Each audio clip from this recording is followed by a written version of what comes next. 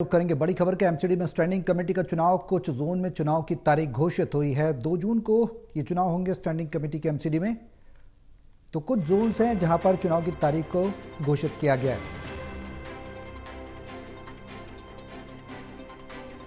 तो standing committee का चुनाव सेलेक्टेड जोन्स में इनको घोषित किया गया है। जो जोन्स हैं वहां पर चुनाव की तारीख घोषित की गई है। 2 जून नियत की गई है तारीख।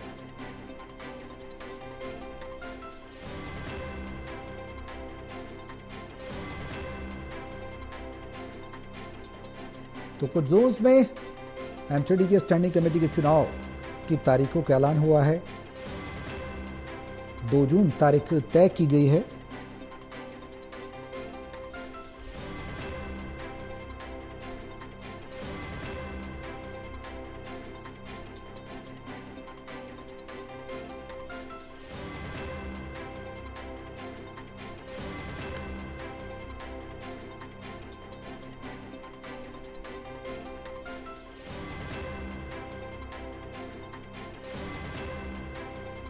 तो एमसीडी की स्टैंडिंग कमेटी के चुनाव की तारीखों की घोषणा हुई है। 2 तारीख को कुछ जोन्स हैं वहां पर।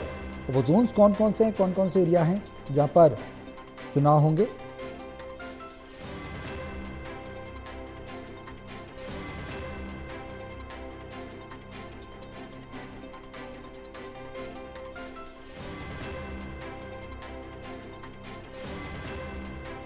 हमारे सहयोगी प्रणय शर्मा हमारे साथ हैं फोन लाइन पर। ज्यादा जानकारी के लिए सीधे उनका रुख करेंगे। प्रणय, क्या कुछ जानकारी है चुनाव को लेकर?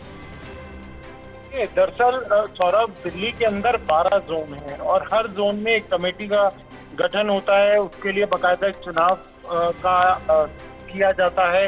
तो ऐसे में अब उन जोन का गठन अब तक नहीं हो पाया था, पिछले 2.5 साल में नहीं हो पाया था उनकी कमेटियों का। तो अब चुनाव होने जा रहा है, जिसकी जो तारीख है वो सामने आ गई है। और कुछ, सभी के नहीं बल्कि कुछ जोन के जो चुनाव हैं वो होने जा रहे हैं। और हम आपको बता दें कि दर्शकों को कि ये कौन कौन से जो जोन है जिसके चुनाव कंडक्ट कराए जाएंगे।